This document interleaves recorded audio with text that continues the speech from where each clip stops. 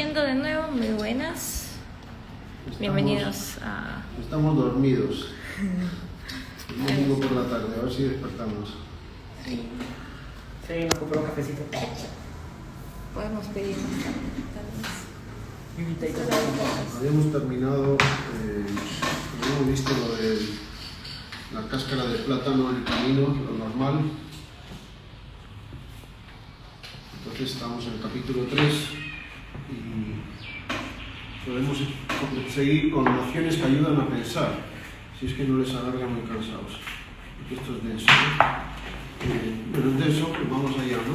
Quizás se presentan brevemente quienes están. A ver, Dana que viene por primera vez.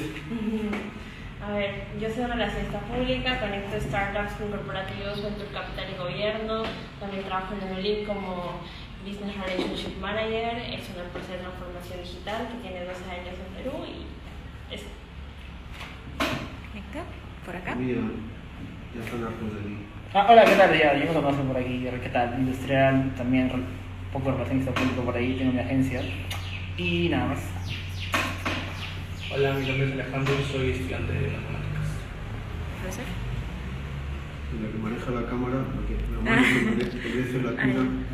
Bueno, muy buenas. Quien está manejando la cámara es Javiera Samamé Salazar. Bueno, yo soy estudiante de educación y voy a ser la que me está grabando. La camarógrafa. Sí, la camarógrafa. Muy bien. Seguimos con el libro Antivirus Mental. Está a la venta en papel en todo el mundo, en Amazon, busca libre, en papel y en digital también. En digital solo en Amazon. Bueno, vamos entrando ya, hasta ahora lo que hemos ido viendo son formulaciones, en mi opinión, defectuosas. Ahora ya vamos a empezar a introducir algunos conceptos que en mi opinión me parecen útiles. En el capítulo 3 introduzco una serie de conceptos filosóficos que son bastante útiles y sencillos y que ayudan a pensar. Por eso he titulado este apartado Nociones que ayudan a pensar. Son sencillas, algunas de ellas, otras quizá no tanto. Una, imposible. ¿Qué significa imposible? Imposible es lo que no puede ser, y su opuesto pues es posible, ¿no? Posible, luego lo veremos, es lo que puede ser. Y si algo es imposible, pues ni existe ni existirá, porque no puede existir. Lo imposible pues no existe. ¿Se puede pensar en ello? Sí, porque podemos pensar en cosas que no existen ni existirán, ¿no? Bien, hemos hablado ya de la palabra, ¿quieres decir algo? No. Hemos ya hablado del existir, ¿no? Existencia. Hay cosas que existen y cosas que no existen. Esto ya es una noción filosófica de primera magnitud, el existir, ¿no? Y todos sabemos lo que es existir. Y todos sabemos que hay cosas que existen y cosas que no existen, ¿no?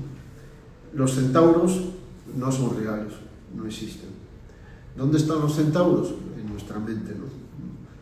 Es una idea, pero es una idea, las ideas están en nuestros actos de pensarlas, pero es una idea que no se corresponde con nada real, ¿no? Y eso, con independencia de que yo ande medio dormido o mareado y no me aclare sobre algo en algún momento dado. O sea, las cosas que existen o no, pues existen o no con independencia de si yo las conozco o no las conozco, si las conozco bien o no las conozco bien, ¿no? Me acuerdo ahora de otra de esas, venía dándole vueltas a una frase descubierta desde muchos siglos que dice: el conocimiento, el ser conocido es una denominación extrínseca. O sea, a las cosas, por el hecho de ser conocidas, no les pasa nada, ¿no? Si yo veo hay un olivo, estamos aquí en el Parque del Olivar de San Isidro, hay un bosque de olivos muy bonitos, pues en principio el olivo, el ser visto por mí o por alguien más o por un perro, pues para el olivo no, ni le añade ni le quita, ¿no? Pues eso es una denominación extrínseca, no intrínseca, ¿no? Bien. Entonces, yo no lo veo tanto así. Por ahí decir por qué, pero voy a dejar que continúe. no, dilo, Es porque que el problema es que para que haya interacción se pueda ver, entonces tiene que rebotar los fotones, ¿no? Esto sabrá, y llegar a nuestra corteza de ritmo de información, ¿no? Entonces, en cierto sentido uno tiene que interactuar físicamente con lo que está tratando de ver. Y hay un montón de maneras en las cuales uno puede interactuar físicamente. ya. Si estás cambiando, los fotones lo que hacen es aumentar la temperatura al objeto, por ejemplo. Sí, conozco el principio de Heisenberg, ¿no? Hay determinadas realidades que cuando son observadas son modificadas por el acto, porque para observarlas hay que interactuar con ellas, y al interactuar con ellas se modifican, ¿no? Y eso ocurre a nivel de partículas subatómicas, pues ocurre, ¿no? Por tanto, no podemos conocer cuál es el estado de una partícula al margen de que la intentemos conocer, pero cuando la conocemos ya no está en su estado no conocido, ¿no? Por eso he dicho, en principio, ¿te acuerdas? Dije, en principio a la cosa conocida no le ocurre nada, no le añade nada el ser conocida, ¿no? Sí, hay análisis muy sofisticados, como por ejemplo ese, que sí, porque cuando es conocida, como hemos visto, también hay una pluralidad de facultades cognitivas en los animales, y en nosotros más que en los animales, y esas facultades cognitivas, especialmente la inteligencia, pues pueden realizar una pluralidad de actos cognitivos distintos, ¿no? Y también es susceptible de hábitos, ¿no? Entonces, según qué actos cognitivos, por ejemplo, si es la vista, los actos de ver son distintos de los actos de oír, o los actos de palpar, o los actos de saborear. Cuando se trata de la vista, pues hay también el tacto, etcétera, ¿no? Pero refiriéndonos a la vista, pues es preciso la luz, y la luz es una realidad física, ¿no? Entonces, para ver determinadas cosas, pues hay que iluminarlas de alguna manera, ¿no? Entonces, en ese sentido, pero claro, al olivo le afecta que yo lo mire. Yo diría que casi no le afecta. A una partícula subatómica le afecta que yo lance un haz de luz o que me permita observarla con un supermicroscopio o detectarla con una serie de medidas, pues en ese sentido ahí sí, y quizás tú algo que te refieres. Pero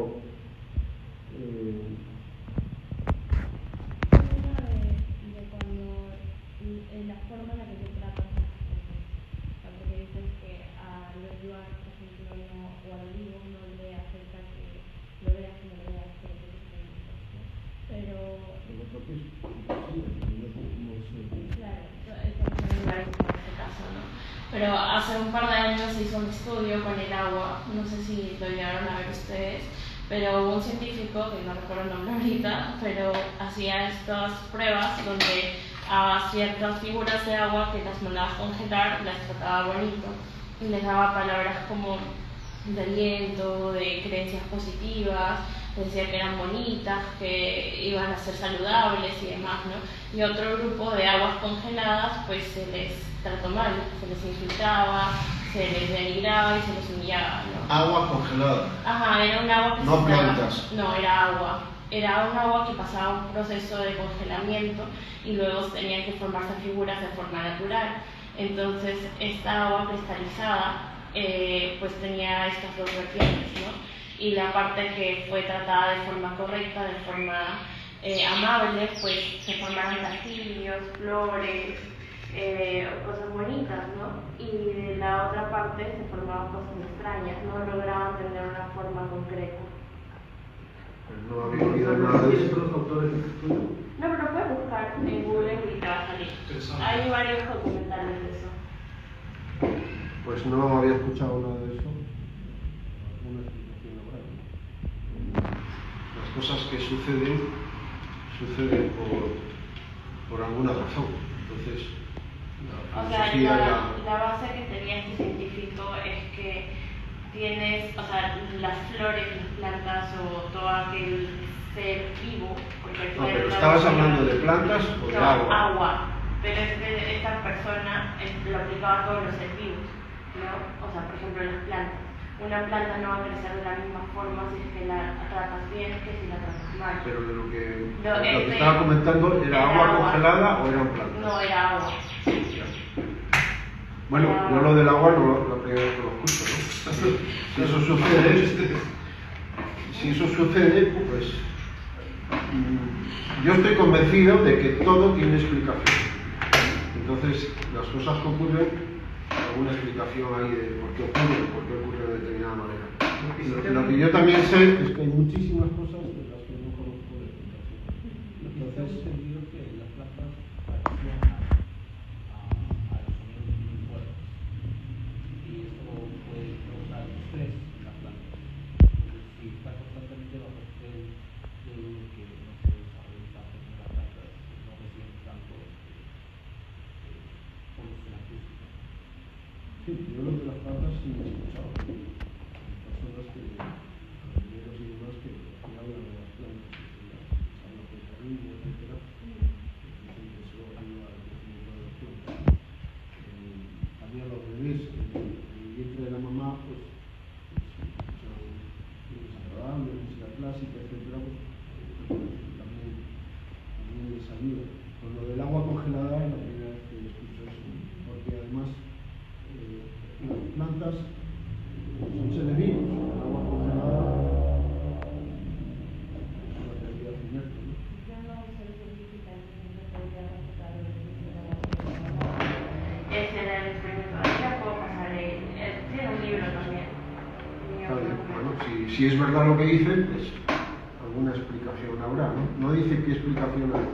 ¿Qué explicación cree que hay? Cuando tenía como 7 años, pues la verdad es que no recuerdo muy bien. Quedó muy encantado. Sí, porque me sorprendió bastante, pero lo vi muy bien.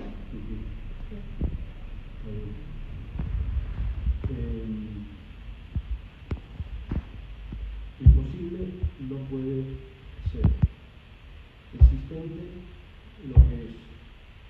Si algo existe, es un ente, es una cosa que existe, es una cosa que tiene existencia real, ¿no? Por ejemplo, mis vecinos son reales, existen. Los centauros no existen, tampoco los transformes, ¿no? Lo quisieran los transformes. Los transformes no existen, ¿no? Bien.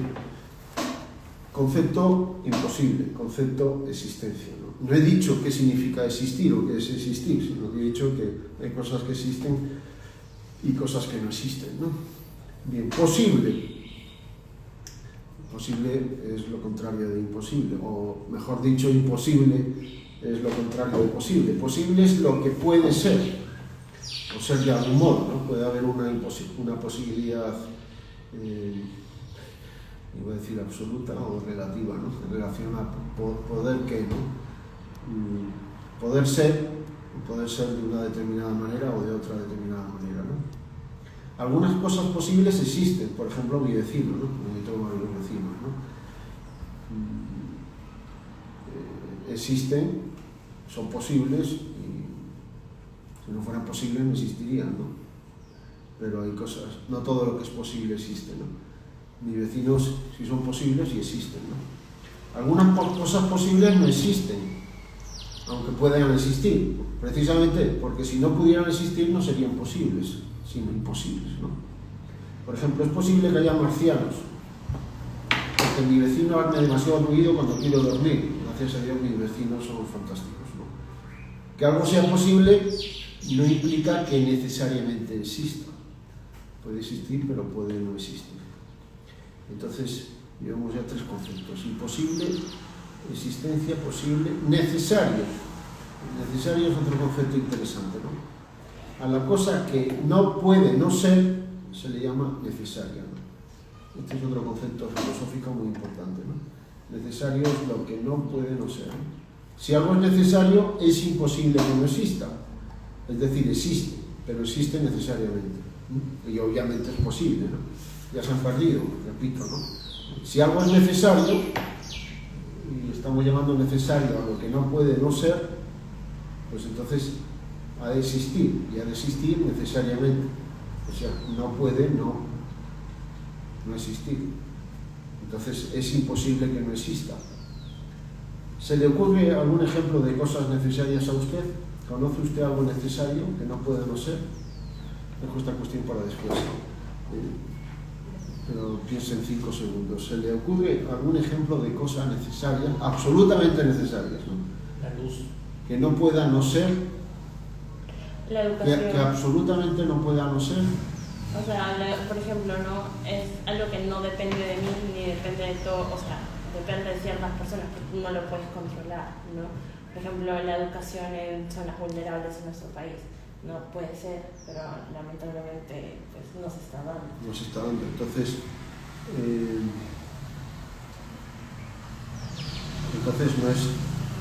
no es algo que no pueda no ser, porque pero no se da.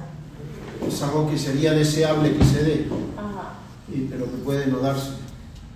Pero si le llamamos necesario a lo que no puede no darse, si la educación en ciertos lugares no se da, pues no está dentro de lo que no puede no darse.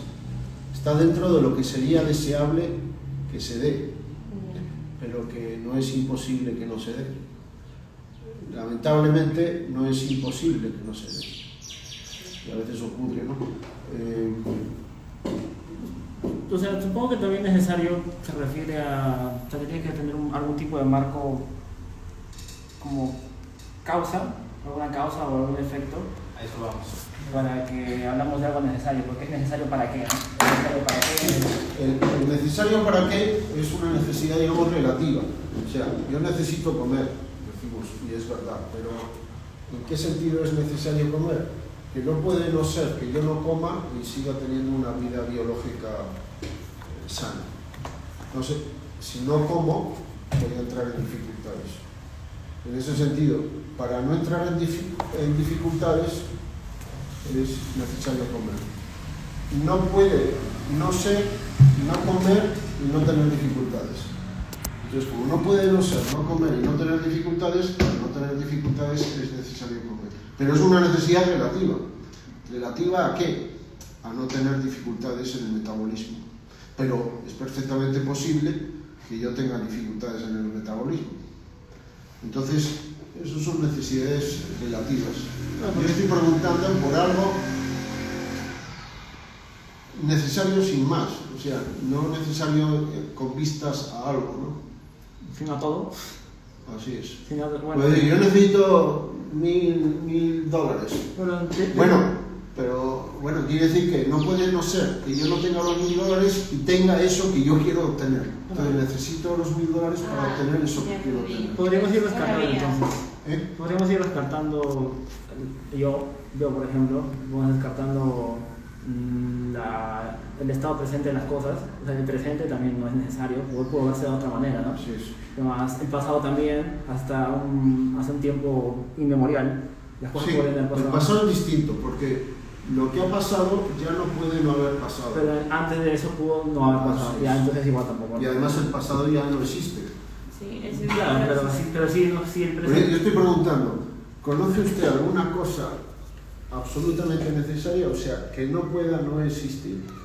un corazón. La muerte eterna del universo. No, porque estamos descartando yo y tú tampoco no somos necesarios.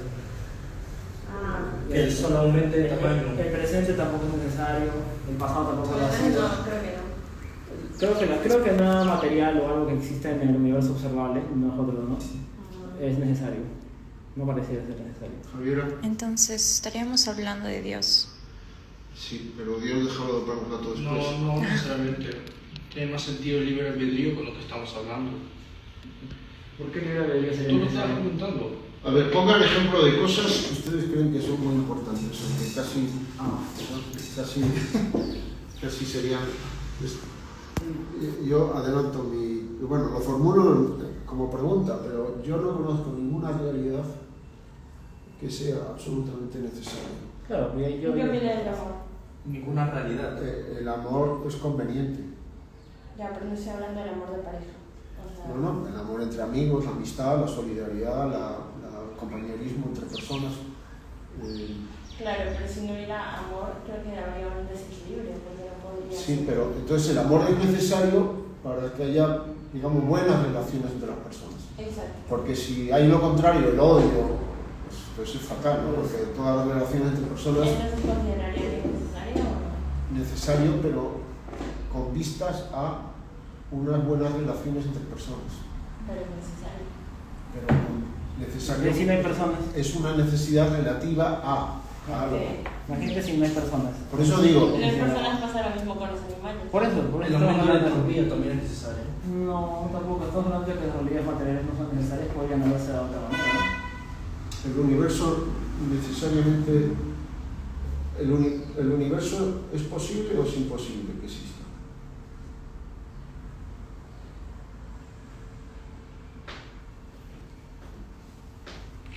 Posibilidad. ¿Existe el universo o no existe? No lo sé. No sabes. Me estoy refiriendo por universo a las piedras, las montañas, los planetas, sí, las sí, estrellas. sí. Yo pensé que hablaba como que de la galaxia. No, también las galaxias, ¿no?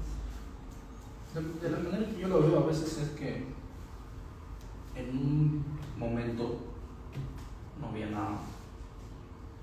Y esto es lo que le confunde a muchas personas, de repente, todo. Sí, pero no entres en sofisticaciones, es apasionante ese punto, pero es que terminamos hablando de eso, ¿no? En las cosas que conocemos, esta mesa, ese árbol, estos lentes, yo mismo ¿no existía hace 100 años? No. No hay nada que no sea necesario. Que sea necesario. Que sea necesario.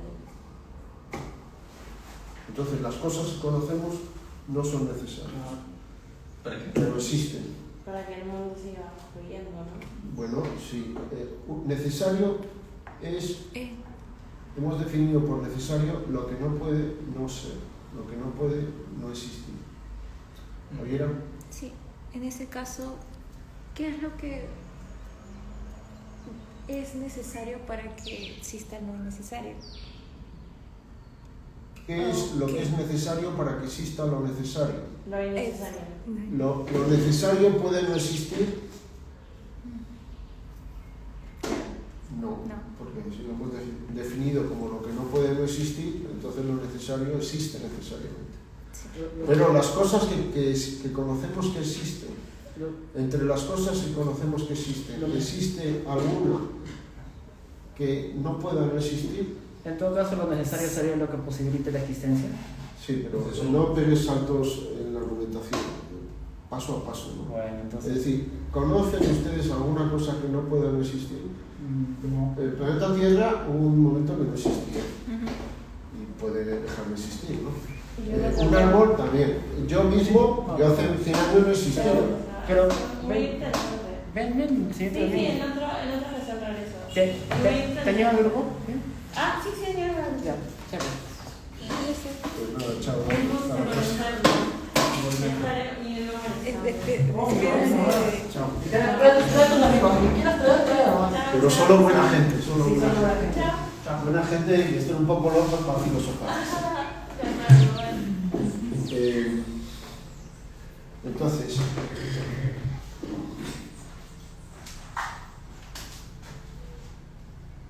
posible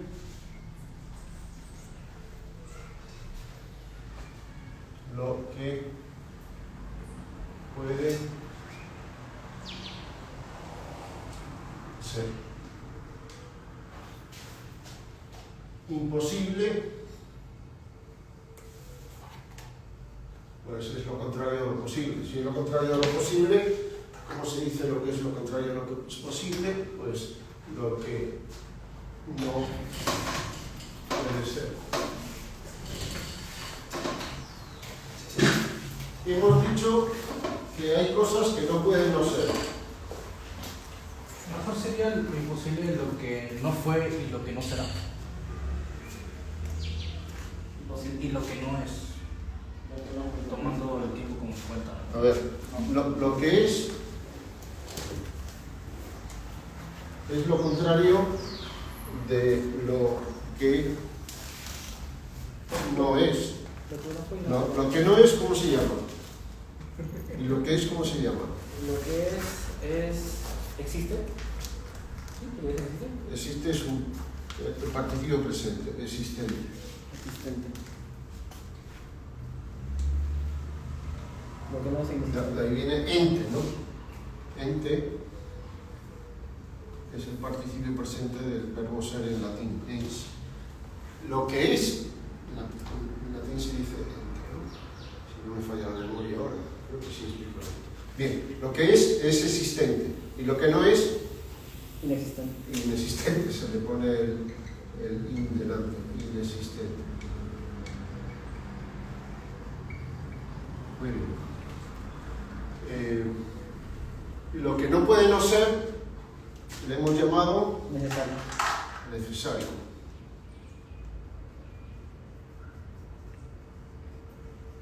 Ahora voy a hacer otra pregunta. ¿Lo necesario es posible o es imposible?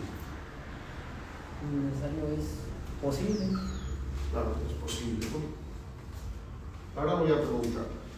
¿Y cuál es el opuesto de lo necesario? Naturalmente Lo que será puede lo no ser. necesario Alejandro, o lo impos. el opuesto de lo necesario. El matemático está procesando. Cuando es el opuesto de algo, ¿qué se le pone delante? Ah, ya, pero yo estaba pensando en la definición, no me acuerdo. No, hablo bien de la definición. He preguntado cuál es el opuesto de lo necesario. Dice que todo comienza con innecesario, ¿no? Bueno, no, con inexistente, bueno, ya sé innecesario, ¿no? Pero, ¿qué es? ¿Cómo se llama lo opuesto de lo? ¿Qué sería lo opuesto de lo necesario? Para poner el opuesto de lo necesario, ¿qué hacemos? Sería un no delante, ¿no? No, lo que no puede no ser, ¿no? ¿Y qué pasa con una doble negación?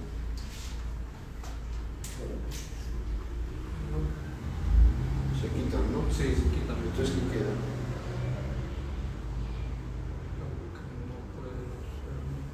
Lo que no puede no ser ya está puesto aquí. Sí. Entonces, Eso sería lo que ¿qué? lo que no puede ser. Lo que no puede ser ya está aquí. Porque es lo imposible. Imposible es lo que no puede ser. Este es un ejercicio que me gusta hacer porque deja a la gente pensando y le ayuda a descubrir conceptos que quizá no tenía en su cabeza. ¿Cuál es lo opuesto de lo necesario? Pues Lo que puede no ser. ahí un caramelo para el niño. Lo que puede no ser. Lo que puede no ser, ¿es posible o es imposible?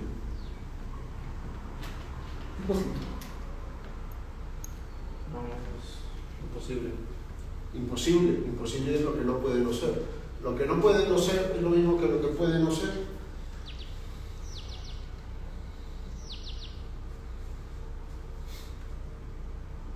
Ya te digo yo que no. Porque esto es lo que no puede ser y esto es lo que puede no ser. No es lo mismo lo que puede no ser que lo que no puede ser. ¿O sí? Porque lo que puede no ser es distinto de lo que no puede ser. Lo que no puede ser, eso es imposible. No puede ser. Lo que puede no ser no es imposible, porque imposible es lo que no puede ser. Y imposible es lo que puede ser. Entonces, lo que puede no ser es imposible o es posible. ¿Es imposible o es posible? No habías pensado nunca esto antes, ¿no? Pero habría sido No, de posible, otra manera, esto- habría sido posible que lo pensaras. Esto lo vemos con símbolos. Sí. ¿Cuál es el símbolo de posible? Lo que pasa es que todo esto acá lo vemos con conjuntos. Conjuntos. Sí. ¿Y cuál es el símbolo de lo que no puede ser? El existente si te acuerdas, ¿no? No existe, pero No existe, entonces no lo estáis viendo o lo estáis viendo sin símbolos. no, lo que pasa es que uno puede construir la estructura, ¿no? Pero no le ponemos el nombre posible. Le ponemos existe por lo menos un elemento tal que pertenece a este conjunto, ¿no? El conjunto de lo que no puede ser, ¿cómo le llaman? No, sí, Entonces, están haciendo conjuntos con independencia de si las realidades existen o no existen, pueden existir o no pueden existir. yo una vez vi una pregunta en el examen de admisión, pero fue hace tiempo, que tenía que ver con la existencia de las cosas. Pero Eso entonces sería lo existente. Sí, en lógica esto tiene un símbolo, existe. sí. Es una E al revés. ¿Y por qué es al revés? No me acuerdo ya. Hace muchos años del curso de lógica. Pero en ChatGPT ahora se averigua el toque. Después lo buscamos. Después buscamos cuál es el El símbolo. para todo también, ¿de dónde ha salido? ¿De dónde salió qué? El para todo. Para todo. Es una B cruzada. Ah, ya. Bueno. Me estás distrayendo. Es el chiste. Tiendo a hacer eso. No, no te preocupes, sí, estoy bromeando. Para que sí. ¿Cómo le llamamos a lo que puede no ser? Un nombre para ¿Qué nombre tienes? Lo que no puede no ser, le hemos llamado necesario. Lo que puede ser, hemos llamado posible. Lo que no puede ser, es imposible. Lo que existe, existente. trascendente. Lo que no, sería lo que trasciende, pero no lo que puede no ser. Pero lo que puede no ser significa que puede. No, significa lo que puede no ser. No le busques, O sea, no le antes- busques tres pies al gato. Antes era y ahora ya no. Entonces, Bueno, o no. ¿no es trascendente eso? No, pero si metes la palabra trascendente, estamos complicando el análisis. Esto es más sencillo. Podría- Luego podemos complicarlo Por- y hablar de lo que puede trascender, lo que no puede trascender, lo que trasciende, lo que no trasciende o lo que puede no trascender. Alejandro, ¿y qué tal si piensas? Pero en lugar de no trascender, estamos utilizando el verbo ser. Fíjate, todo esto es con el verbo ser, con el no o sí, o con el puede o no puede. Entonces, no caben más combinaciones. No puede no ser, puede no ser, puede ser, no puede ser. Vale. Me pregunta ahora cómo se le llama a lo que no puede no ser. Voy a introducir otro término técnico de filosofía que es muy interesante. Bueno, las dos connotaciones son muy interesantes. Bien, para ya no alargar Ya. se llama contingente.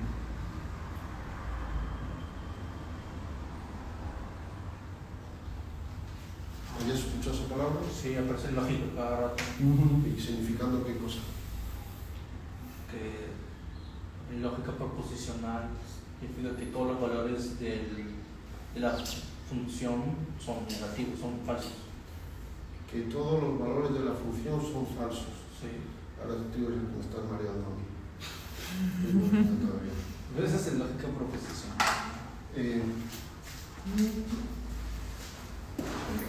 La lógica, bueno, no voy a meter ahora con la lógica, ¿no? Lo que es necesario es tautológico. Lo que siempre verdad. Tautológico es lo que necesariamente es verdad, ¿no? Una proposición que no puede ser falsa.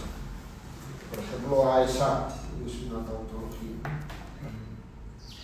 Ya, pero olvídate por un minuto de la lógica.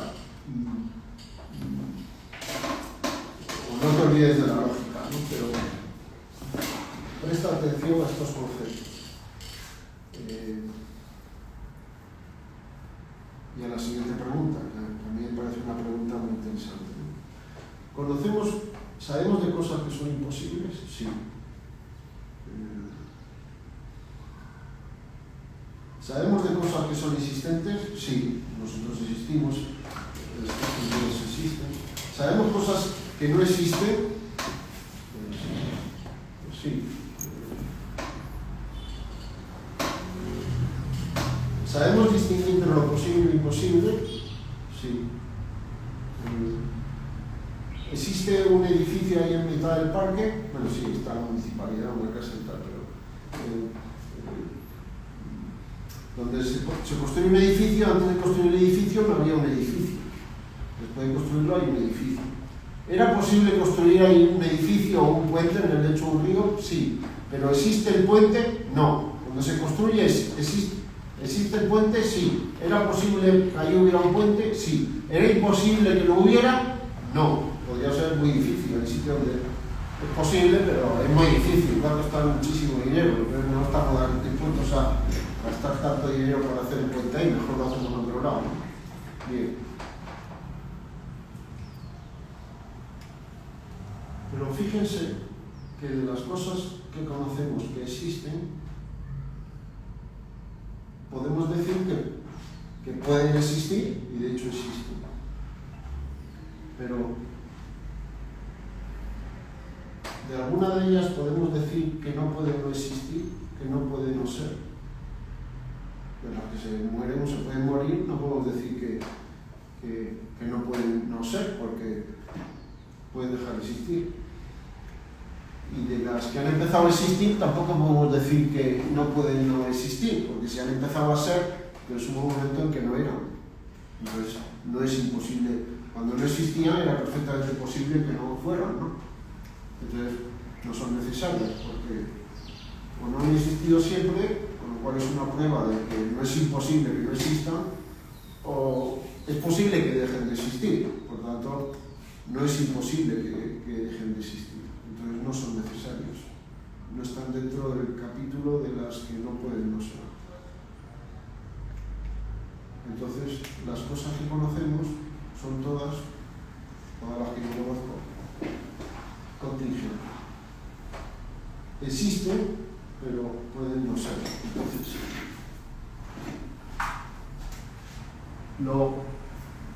lo necesario es posible, también lo contingente. Entonces, lo posible, hay cosas posibles que son contingentes, hay cosas posibles que son necesarias. Ahí está la pregunta. Bien. Y las cosas existentes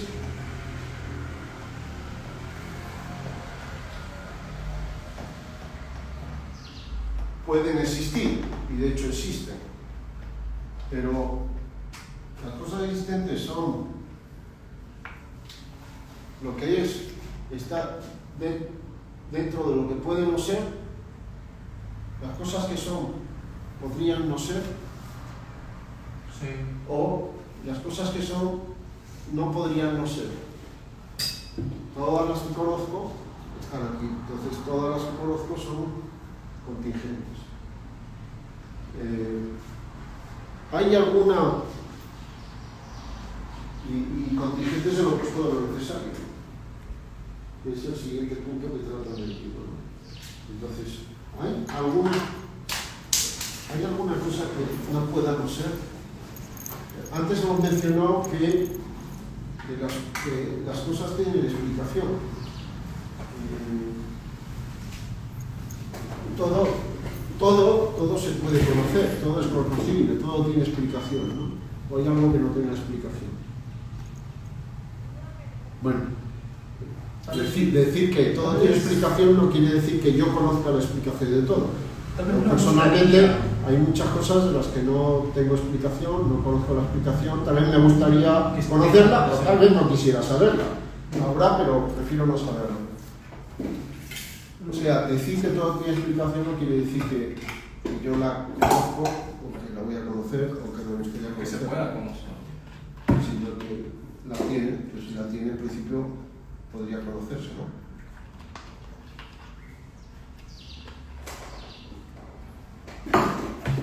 Si todo tiene explicación, ¿cuál es la explicación de que existan cosas que pueden no existir, que son contingentes? Es que hay cosas que no tienen explicación. Ah, pero entonces lo que he dicho hace un momento no estoy de acuerdo. Hay cosas que no tienen explicación. Hay cosas que no tienen explicación o hay cosas cuya explicación tú desconoces.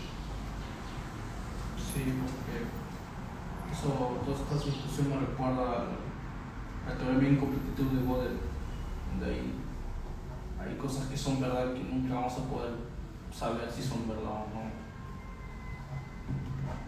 A mí me parece que el teorema de Gödel va por otro lado. Pero no me voy a meter ahora con el teorema de Gödel, porque además el teorema de Gödel tiene que ver con los sistemas, con las matemáticas y los sistemas formales. Pero yo no estoy hablando de, digamos, de ideas, de números,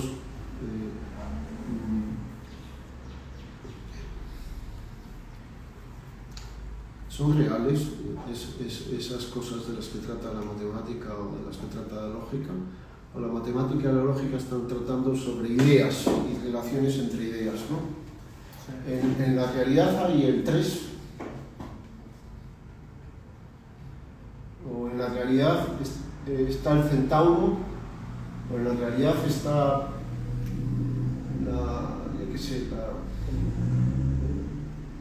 hay cosas reales que nosotros las podemos contar, pero el 3 está en la realidad, o es una idea nuestra, ¿no? En la realidad están los seres que existen. Hay un concepto también filosófico muy interesante que son los entes de pura razón. O sea, son cosas que solo existen en nuestra mente, en cuanto que las pensamos, pero que no existen en la realidad. Está, por ejemplo, los centauros. La nada existe, la negación existe, pero yo puedo pensar en ella, sí. ¿Pero tiene un correlato real? No. Hay que distinguir la realidad de las ideas de la realidad. Las ideas no son reales. Los entes de pura razón, si es de pura razón, quiere decir que solo existen en nuestra mente al conocerlos, al pensar en ellos, no existen en la realidad. Lo que pasa es que nuestro pensamiento puede pensar cosas que no existen, puede relacionar cosas que no existen. Podemos pensar en la nada, podemos pensar en los números, en los campos vectoriales, etc. Mil cosas, ¿no? Entonces, las propiedades que tienen las ideas y la relación entre ellas también se pueden estudiar. Ahí están las disciplinas de la matemática, de la lógica, de la lingüística, etc. Son disciplinas que tratan sobre nuestras ideas. Y son útiles, son bastante útiles porque también nos pueden terminar ayudando a la hora de interactuar con la realidad y conociéndola, ¿no? Pero de manera instrumental, ¿no? Voy a leer el siguiente capítulo. ¿Cuál es el opuesto de necesario? Pues si usted responde que lo imposible, porque a veces cuando hago este ejercicio hay gente que dice, bueno, pues lo contrario de lo que no puede no ser, pues es lo imposible, lo que no puede ser. Comete un error frecuente, así que no se preocupe mucho y mire de nuevo la cuestión. Digo, no se preocupe mucho porque si es que le consuela no será el único, ¿no? Dime, Javiera. Sí, 8 minutos ya para cerrar el... 8 minutos para cerrar. Ya. Pues aquí lo que ordene la señorita. ¿Qué tengo? ¿Por qué? Yo tengo que retirarme. Ah, A menos que pero yo no puedo hacer vos. Entonces, ¿qué no te preocupes? Ay. Sí, hola, ¿qué tal? ¿Cuál es el opuesto de necesario? No, camarógrafo. Si usted responde que lo imposible, lo que no puede ser, comete un error frecuente. O sea, digo que suele suceder que cuando le preguntan a uno cuál es el opuesto de lo que no puede no ser, pues diga lo que no puede ser.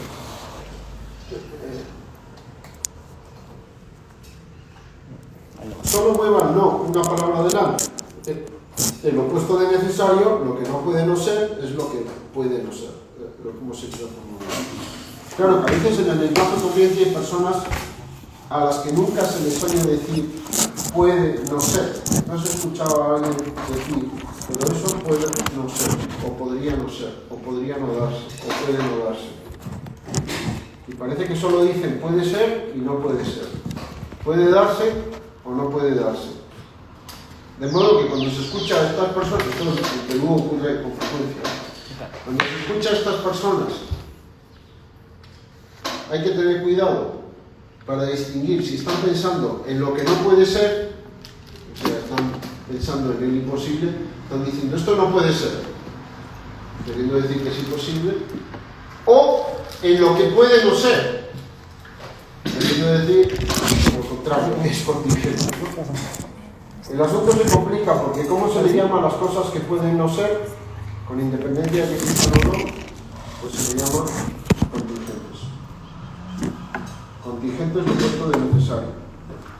Obviamente, tanto lo necesario como lo contingente son posibles, no imposibles. Lo necesario no puede no existir. Lo contingente es posible, puede ser, pero también puede no ser. Es decir, contingente es lo que, aquí está el punto interesante, es lo que, existiendo o no, puede no ser, podría no existir. ¿Se captó? Las cosas que conocemos existen. Las cosas que conocemos que existen, existen. Entonces son posibles, desde luego. Pero ¿es imposible que no exista? No. Entonces, aun cuando existen, podrían no existir. Y las cosas posibles que no existen también son contingentes, porque no son necesarias. Si fueran necesarias, además de poder existir, estarían existiendo.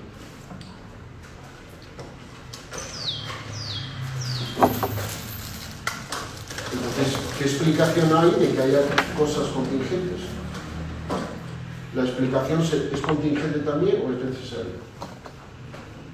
Ahora voy a tratar el concepto de causa y condición. Te quieres llevar el micro, ¿no? Ah, de verdad.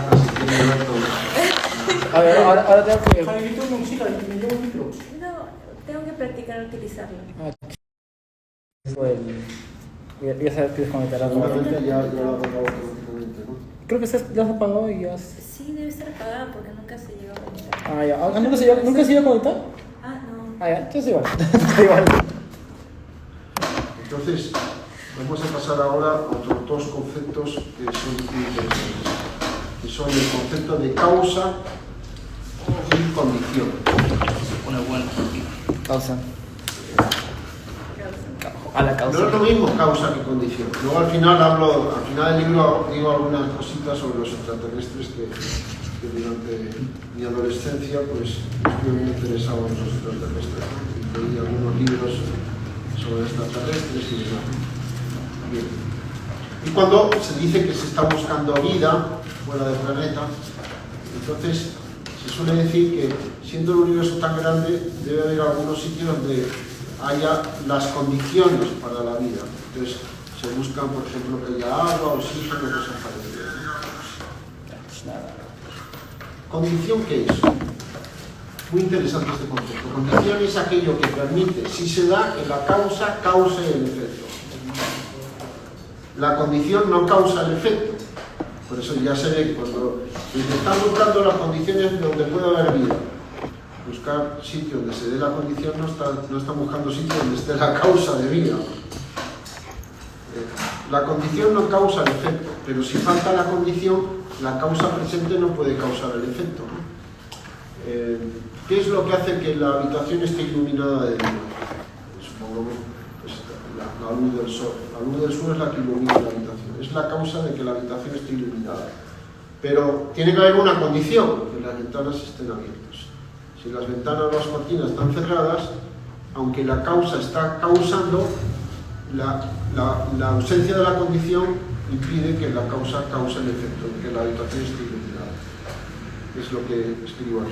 Para que una habitación de una casa esté iluminada con luz natural, debe darse la condición de que la ventana esté abierta. Si el cristal de la ventana está tapado, es imposible. ¿Pero basta que la ventana esté abierta? Obviamente no.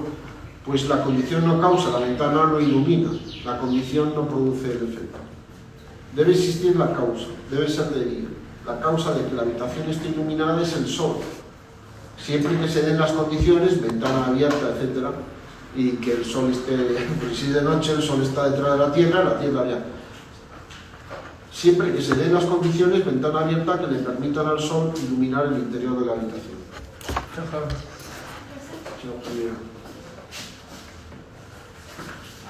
Las condiciones no causan, solo permiten que las causas causen. Las condiciones no causan, solo permiten que las causas causen. Otro ejemplo, la causa de un robo son los ladrones. No que alguien se haya olvidado de cerrar la puerta o que el vigilante se haya dormido. ¿Se entiende? Si no hay ladrón, no hay robo.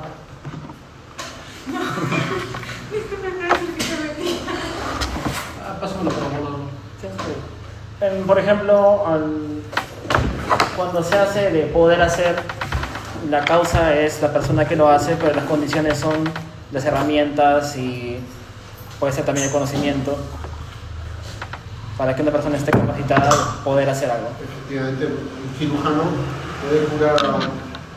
Sí, las herramientas u otras disposiciones son condiciones sin las cuales la causa no puede producir efecto. Claro, cuando estamos hablando ya de personas, ya es un poquito más difícil, ¿no? No es como condiciones para que llueva, ¿no? Y de pronto hay una cosita como que es el detonante que lleva, pero condiciones de que alguien pueda hacer algo, o mejor dicho, que alguien haga algo, ya son diferentes, ¿no? Como dijo, son que tengan los elementos materiales, las condiciones intelectuales, que lo quiera hacer, ¿no? Finalmente que lo haga. Incluso queriendo hacer algo, a veces las personas no lo hacen, ¿no? Entonces, ahí te das cuenta que el solo querer... Para hacer algo, lo que pasa es que cuando nos metemos en las acciones humanas, el asunto quizás se complica más. Por eso estos conceptos son como básicos. Luego ya son nociones que a mí me parece que ayudan a pensar. No confundir si una cosa es condición o si una cosa es causa de un término de efecto. Claro, cuando una persona haga algo, no basta que quiera, tiene que saber y tiene que poder, ¿no? Pero en los fenómenos físicos, por ejemplo, la causa de que se derrame un vaso es la última gota y la condición es que esté lleno hasta el tope.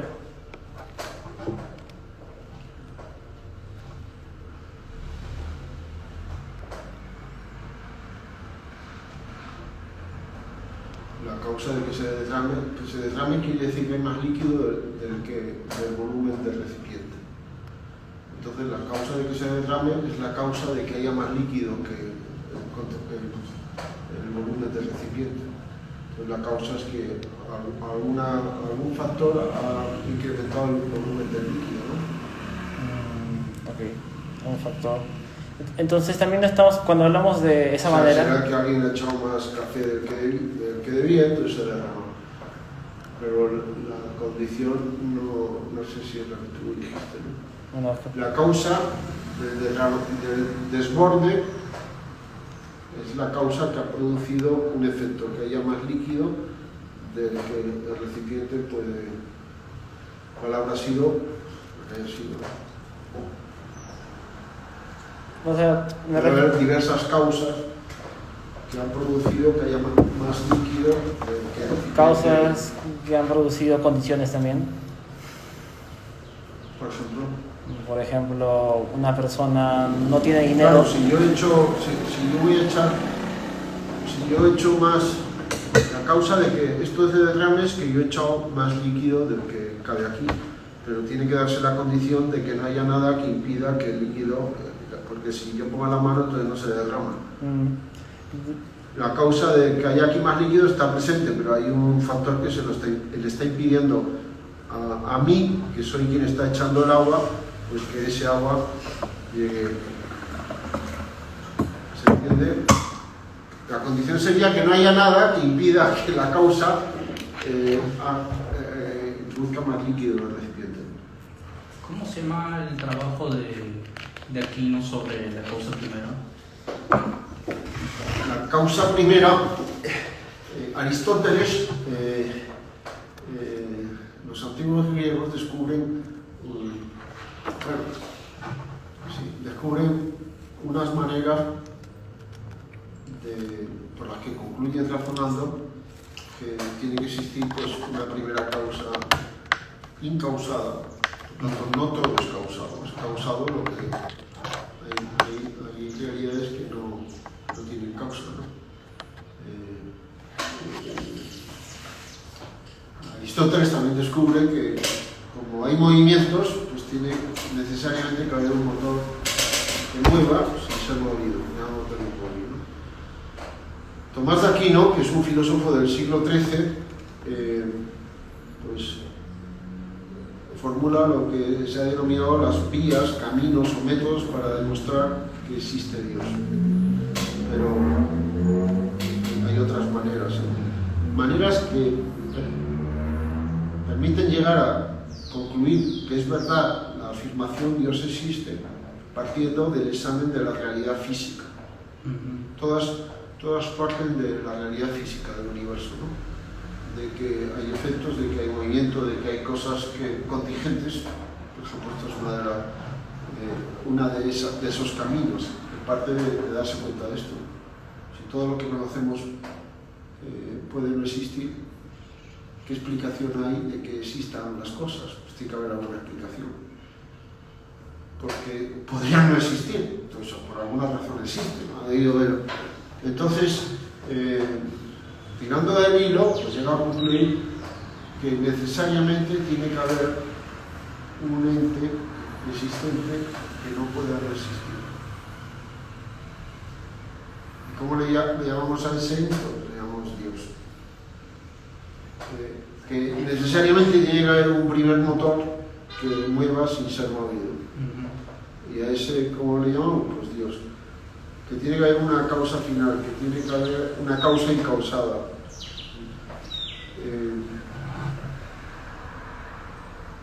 ¿Por qué necesariamente? Bueno, esto lo trato más adelante. Con una necesidad relativa, no absoluta. Con una necesidad relativa no absoluta tiene que haber un ente absolutamente necesario. Y con una necesidad relativa, ¿relativa a qué? A que es verdad que existen cosas y que esas cosas son contingentes. Esto no lo podemos negar. Eso sería negar la realidad. ¿Existe realidad? Sí. ¿Y esa realidad que existe, incluido yo, podría no existir? Sí. Entonces, ¿pero qué explicación hay de que exista? Yo no me he dado el ser a mí mismo. Pues este tampoco, ¿no? Es un efecto de causas que han estado provocando defectos, ¿no? Pero si esas causas no hubieran actuado, no se habrían dado estos efectos. Pero el actuar de esas causas, pues a su vez tiene que haber sido provocado por una causa anterior, ¿no? Pero ojo, esto no es un proceso temporal, ¿no? No es que un minuto antes, un año antes, un siglo antes, no, son causas que están actuando en presente, ¿no?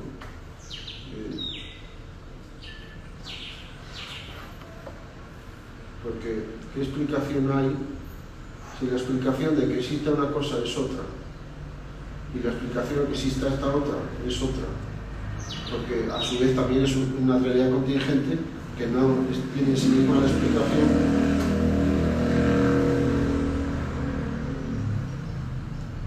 O concluimos que no hay explicación, lo cual es absurdo, o necesariamente tiene que haber una primera causa, una primera realidad que no sea contingente. Tengo la sensación de que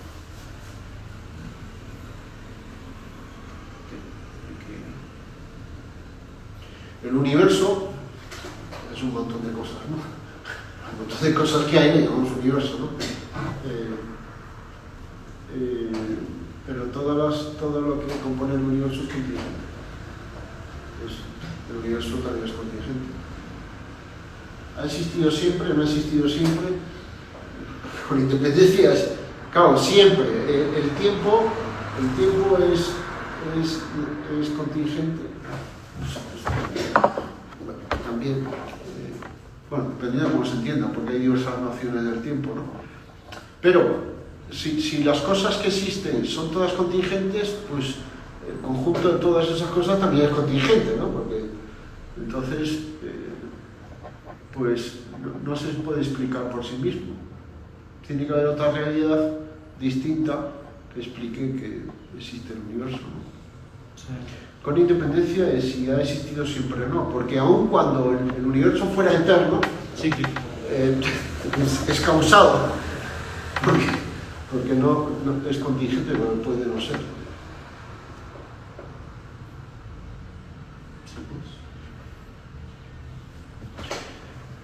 Una pregunta para que reflexione. ¿Conoce usted cosas contingentes? Otra pregunta. ¿Conoce usted algo necesario? Como ven, estoy descolgando esas preguntas para que el lector pues, piense. Más adelante luego tratar esto, ¿no? Por el tema de la existencia de Dios, ¿no? Este es un esquema, es el guión, porque claro, la demostración paso a paso pues es un poco más prolija, ¿no? Pero no es muy complicada, ¿no? Pero hay otras maneras de llegar a descubrir que existe Dios, ¿no? Claro, pero con la palabra Dios me he intervenido en la discusión, porque ahí la palabra de Dios nos trae a la cabeza a personas distintas, pues conceptos distintos. Por eso es que del capítulo 9, del capítulo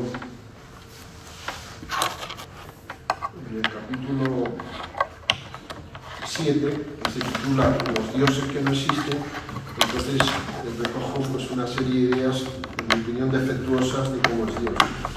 Por tanto, dioses que en mi opinión pues, no existen. Recojo 17, ¿no?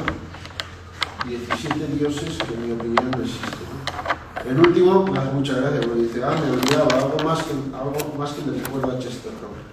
En cuanto Dios es abolido, el gobierno se convierte en Dios. Cuidado con eso, porque ese sí existe, el gobierno sí existe, ¿no? Pero no es Dios, ¿no? Pero se convierte en Dios. Y el Dios, pues, muchas veces... ¿Qué parte es eso? En la página 87. Ahí está, número 17. Eso es de Chesterton. En cuanto Dios es abolido, el gobierno se convierte en Dios. Eso fue lo que les pasó a Rusia, ¿no? Sí, me parece que está pasando. Bueno, no solo a Rusia, a Francia, ¿qué más? A China también, a las democracias actuales también de vez en cuando, ¿no? Por ejemplo, un lema de los demócratas que dice que la voz del pueblo es la voz de Dios, y como la voz del pueblo es interpretada por sus profetas, que son los políticos, entonces los políticos pueden hacer lo que quieran con esa interpretación, ¿no? Es interesante también. Hay 4 conceptos más, esto es de la parte quizá más, de las más densas del libro, que también ayudan a pensar, que es el concepto de particular, el concepto de universal, el concepto de trascendental y persona. Y luego pasamos a distinguir 2 tipos de pensamiento, ¿no? El pensamiento práctico y el pensamiento teórico, ¿no? Entonces vamos con la noción de particular. Por ejemplo, este gato que corre detrás de ese ratón, este gato particular y no ese otro, pues ese otro no está corriendo detrás de aquel ratón. El concepto particular señala aspectos, cosas que se dan en uno u otro, pero no en todos, y quizá tampoco en muchos, ¿no? Este gato particular pues, está correteando a un ratón. Universal, lo que hace que el gato sea gato. Algo que se dan los gatos, pero no se dan los ratones. O sea, los gatos se dan una serie de características, propiedades que no se dan en los árboles ni en los tenedores. Lo universal es la esencia.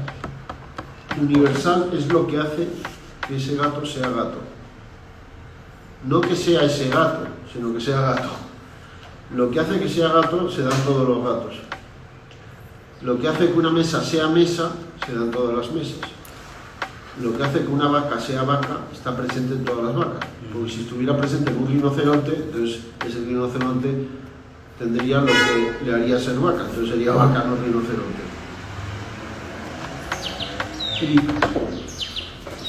si el universal gato estuviera presente en los ratones particulares, entonces estos individuos de la especie ratón serían gatos y no ratones. En los ratones se da el universal ratón, es decir, eso que hace que sean ratones todos los ratones. ¿Por qué se le llama universal? La palabra universal significa uno, algo que se da en muchos, uno in multis. Se da en muchos porque hay muchos gatos. La pingüineidad o gateidad son conceptos universales. Pues están expresando realidades, propiedades reales, no el concepto, sino lo que es la realidad que significa el concepto. Cuando se da en algo, pues convierte a ese algo pues en vaca, en pingüino, en ratón. La pingüineidad o gateidad son conceptos universales, pues ambos se dan, o se pueden dar en muchos individuos particulares, en muchos. Hay algo, lo que hace ser gato, que se da en muchos. ¿En muchos qué? En muchos gatos, ¿no?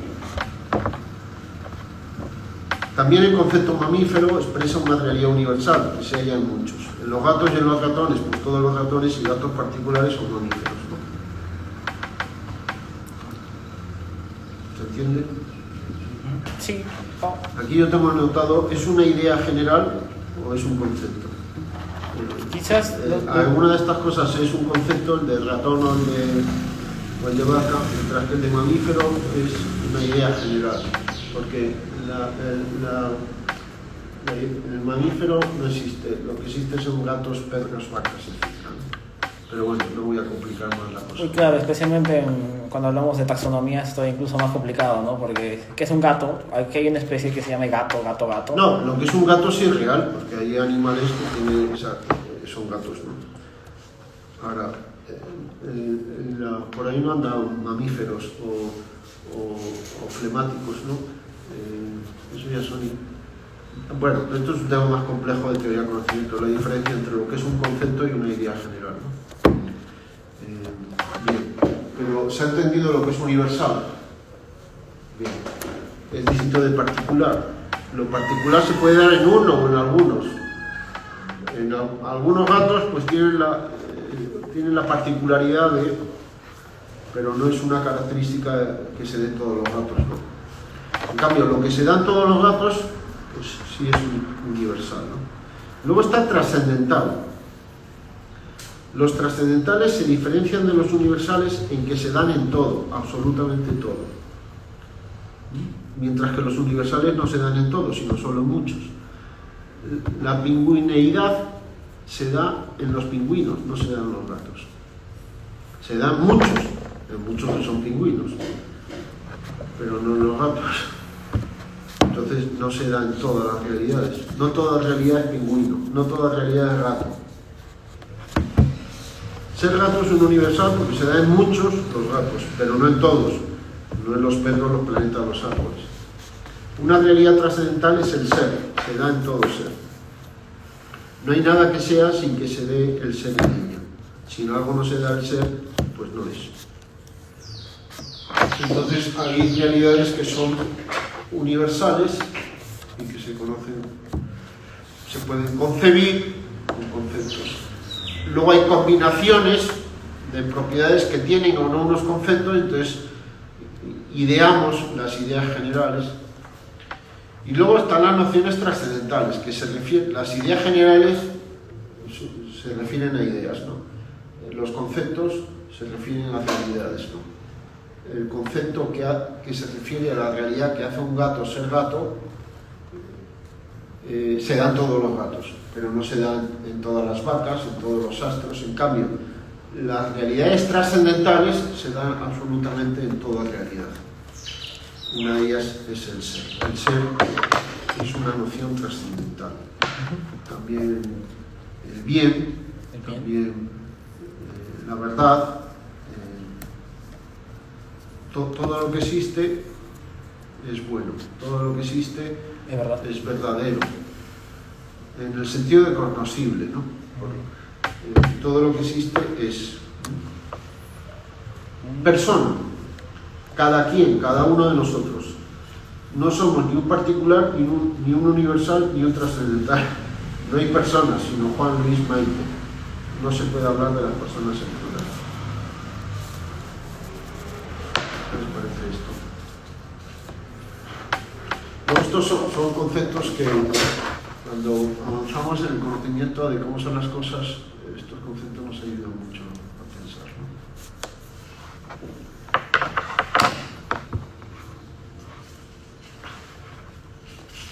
Bueno, pues vamos a acabar el capítulo 3. Sí o sí, ¿no? Antes de que el capítulo 3 acabe con nosotros. Entonces, ya estamos en la fase en que estamos proponiendo una serie de ideas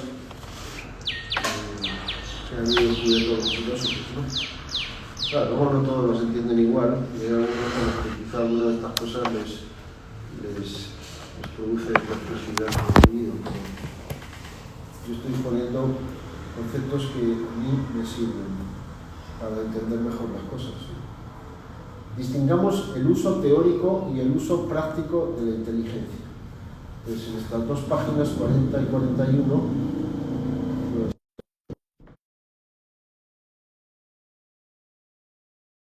de cognitiva, los sentidos externos, la vista, el tacto, el olfato, los sentidos internos, la percepción, la memoria, la imaginación, la cognitiva o estimativa de los animales, y luego todos los sentidos externos e internos tenemos un punto en común con los animales.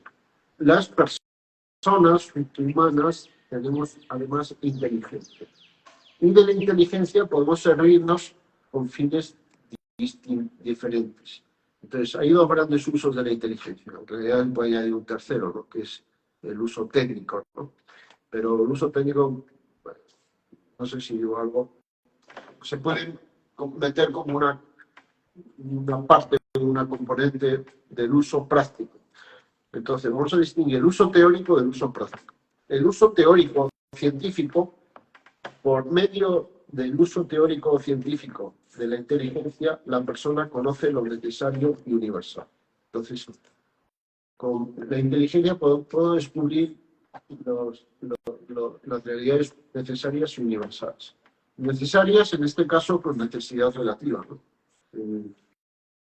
Y universales, pues puedo conocer, pues, es eso que hay en los gatos. ¿Cómo son los gatos? ¿En qué se distinguen de las cabras o de los conejos, ¿no? Por ejemplo, la ley de la gravedad o la diferencia entre saber y querer o las cosas que venimos explicando en este escrito. El aprender estas cosas es un ejercicio, un uso teórico de la inteligencia. Este conocimiento sirve para comprender qué son, cómo funcionan las cosas. El uso teórico de la inteligencia trata de responder a la pregunta, oye, ¿qué es todo esto? ¿Y qué es esto? ¿Qué es el Bitcoin? ¿Y qué es la inteligencia artificial? O la inteligencia artificial es inteligencia, artificial sí es, pero es inteligencia, y la inteligencia humana es lo mismo que la inteligencia artificial, que se diferencia solo en que una es natural y la otra no, o cómo son las vacas, o... Ahí se describe la filosofía, la física, la biología, la historia, la matemática, etc. Disciplinas que nos permiten conocer verdades generales y permanentes, ¿no? Uso práctico. El uso práctico de la inteligencia es distinto del teórico. Por medio de este uso de la inteligencia, la persona sabe qué le conviene hacer aquí y ahora. Es decir, en la presente situación. Probablemente distinta de cualquier otra pasada o futura, aunque tenga aspectos en común o similares con otras. Entonces, cuando yo uso la inteligencia con un uso práctico, lo que estoy tratando no es responder cómo funcionan las cosas, sino cuál es la verdad de la explicación de cómo funcionan las cosas, aunque son las cosas, sino cuál es la verdad de una pregunta, la respuesta verdadera a una pregunta distinta, que conviene que yo haga. O sea, la respuesta del pensamiento práctico es una acción, es un verbo, no es una explicación. ¿Conocen lo contingente y particular? Claro, porque lo que conviene que yo haga, pues me conviene hacerlo a mí aquí, ahora, y no mañana o el mes que viene. Y es contingente, porque puede haber distintos cursos de acción, ¿no? Podría no ser que lo que me conviene hacer fuera lo que me conviene hacer. Podría la respuesta ser otra. Pero la que es la que es. No es que cualquier cosa que haga estaría bien, porque hay cosas que no estaría bien que las hagan, ¿no? Pero lo que me conviene hacer no necesariamente es eso, porque podría ser otra cosa. Ahora es lo que es. Lo que me conviene hacer es lo que me conviene hacer. Y me conviene hacer una cosa, no otra. Es decir, conoce las cosas cambiantes, lo que puede variar o ser de otra manera distinta o como ahora es, lo que no sucede con la ley de la gravedad. También mi acción interviene sobre realidades que podrían ser distintas, ¿no? Por medio de la razón práctica conocemos lo contingente, aleatorio, cambiante, singular, ¿no? Por eso hay pensadores que dicen que el objeto de lo contingente es del uso práctico es lo verosímil y el objeto de los pensamientos teóricos es lo verdadero, ¿no? Lo verosímil, o sea, Sí, porque, a ver, la acción humana versa sobre realidades contingentes, mientras que las implicaciones, oye, o más contingentes que las explicaciones teóricas. O sea, cuando los físicos descubren, pues hay 4 fuerzas fundamentales que explican el funcionamiento del universo. La nuclear fuerte, la nuclear débil, la electromagnética y la gravitacional. Y descubren que en cada una de ellas pues hay unas constantes, ¿no? Pues dicen, pero pues eso no puede ser de otra manera, ¿no? Como es la ley de la gravedad de la Tierra, pues la fuerza con que la Tierra atrae a los objetos, pues es una determinada fuerza, que ahora no me acuerdo cuánto era, es 9.8, no sé qué tal. La fuerza con que la masa de la Tierra atrae a otra masa, bueno, ahora yo no me acuerdo de esto, pero... ¿Se refiere a la constante gravitatoria? Sí. Era... O mira, que la temperatura del cuerpo humano pues tiene que estar entre no sé qué grado y otro, porque si no, o qué sé yo, o que la temperatura a la que huye el agua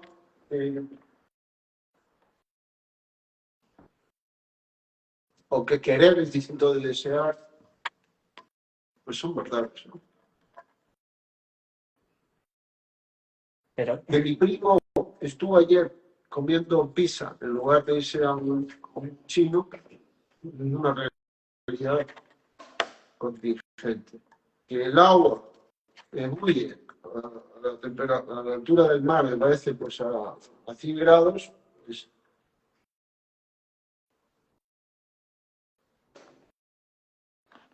según y a 100 grados, ¿no? Conviene no confundir ambos usos. En la razón teórica puede quizá lograrse certeza.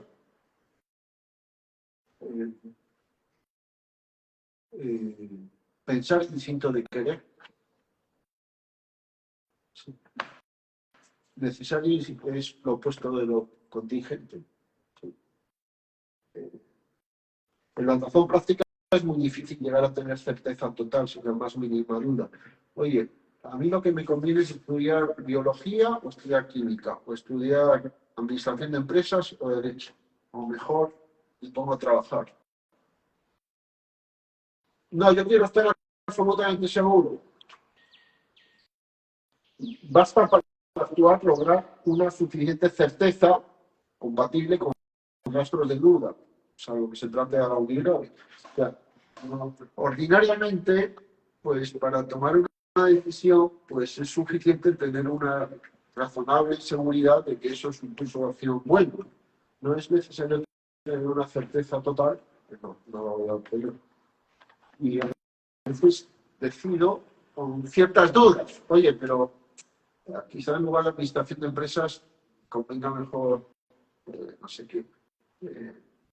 Ahora hay cosas que la duda, pues lo vamos a ver más adelante, la diferencia entre duda y certeza, ¿no? Hay una situación en la que sí hay que despejar la duda. Si yo estoy pensando hacer algo que yo creo que está bien, pero tengo duda de que podría ser malo y algo grave, en esos casos tengo que omitir la acción hasta salir de la duda.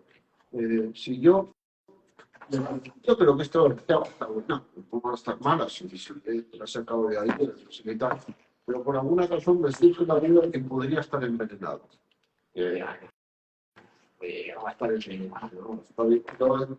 Tengo razones para pensar que cabe la posibilidad de estar envenenado. Las razones de peso, no simplemente dudar por dudar, como hace Descartes. Descartes dice que duda porque le da la gana a dudar, ¿no? Sin razones para dudar. Por eso Descartes es un voluntarista, no es racionalista. Porque duda, porque quiere dudar, no porque tenga razones para dudar. Bueno, si a mí me surgen razones para pensar que el agua puede estar envenenada, lo sensato es no beberla mientras no resuelva la duda. Cuando las tengo, debo a otro lado, mejor pasar a sed que no, porque hay el riesgo de envenenarme, ¿no? En el argot jurídico se dice indubio pro rei. En caso de duda, se le da el beneficio de la duda al acusado. O sea, no lo vamos a condenar, por ejemplo, a pena cadena perpetua o pena de muerte, pues sin tener una certeza total, más allá de toda duda razonable, no duda irrazonable, de que pueda ser inocente, ¿no? Hay dos películas sobre esto muy buenas, 12 hombres sin piedad. Bien. En estos casos, la actuación Era diferente, ¿no, profe? ¿En qué época, cuando te acusaban, de todas maneras te daban un castigo si era verdad o no lo que había pasado? eso es una injusticia.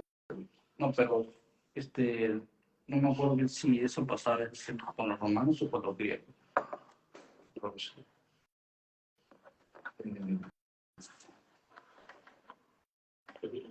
Un procedimiento judicial sano aún te nos falta otro, porque las formas de hacer justicia pueden ser muy variadas, pero para infligir un castigo o una sanción tiene que haber suficiente prueba de que la persona es culpable.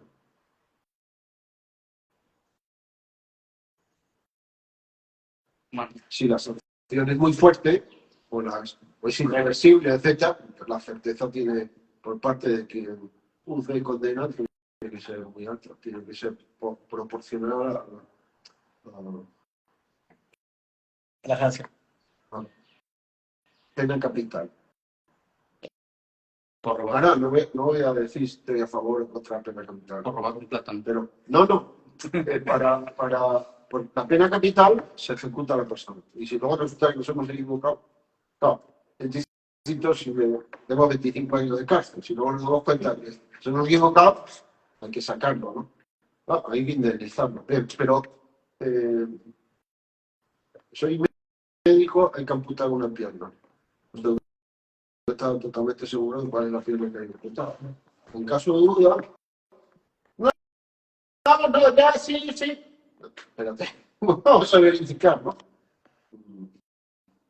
Por desgracia ha habido errores médicos de ese tipo. Hay situaciones en las que la duda me debe llevar a no actuar. Hay otras situaciones en las que la duda siempre va a haber un rastro de duda, no una certeza total. En el pensamiento teórico sí se puede alcanzar una certeza mucho mayor. El uso teórico mejora cuando se adquiere ciencia. Ciencia en el sentido que ahí está la filosofía. Cuando uno sabe de biología, sabe de física, sabe de química, sabe de historia, sabe de matemática, pues entonces mejora el pensamiento teórico. El uso práctico mejora cuando se adquiere sensatez. La persona que ha ido adquiriendo sensatez, pues piensa mejor en términos prácticos que es un insensato, ¿no? Los niños, para las funciones de la vida, son más insensatos. Las personas mayores, si es que han ido aprendiendo, suelen ser más sensatos. Es decir, que razonan mejor desde el punto de vista práctico. Claro, puede ser que no hayan aprendido. Una persona de 30 años es más sensata que una de 80, ¿no? Pero a igualdad de sensatez, el que tiene más historia decide mejor. ¿Por qué? Porque ha visto más situaciones, tiene más años. Con la ciencia a uno le dan buenas calificaciones en el colegio, en la universidad, en un programa doctoral, en una maestría en gestión técnica, porque se examina los conocimientos teóricos. En el México también. También es una parte. Con la sensatez uno obtiene buenas calificaciones en la vida.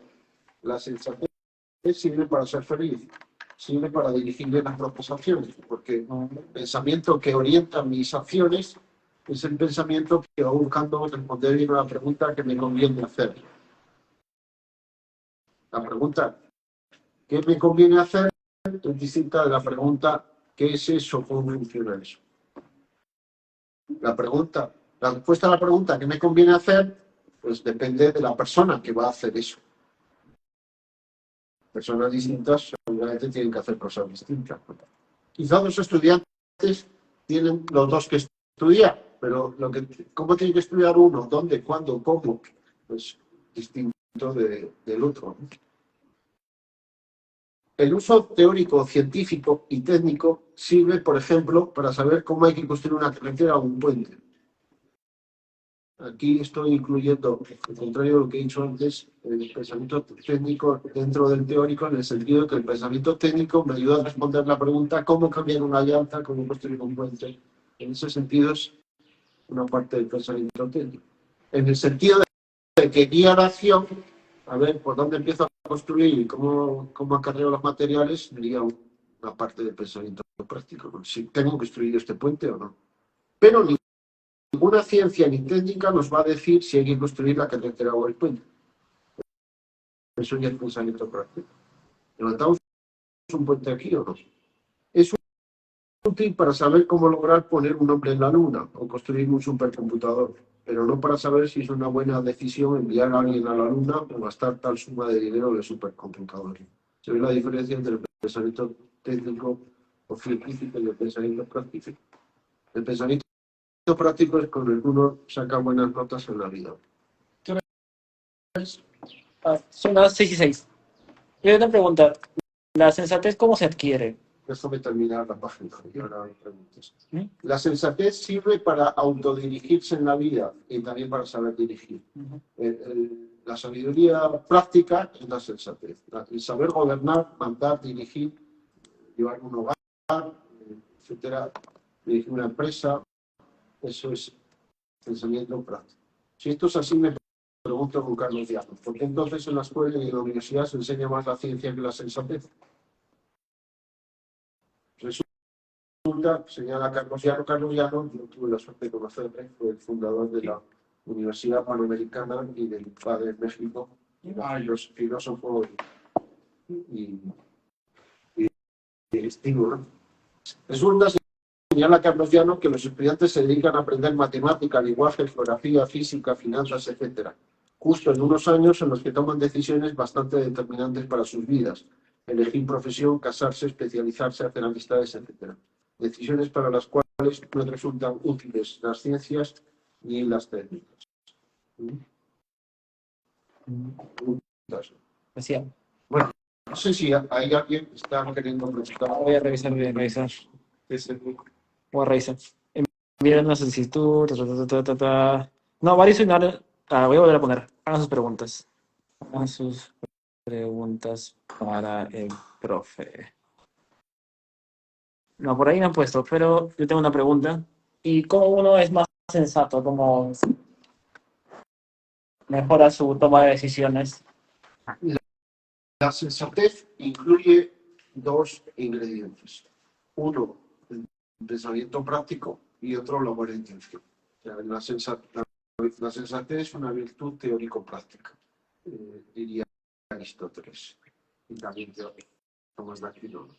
Entonces, para actuar sensatamente hay que tener buena intención.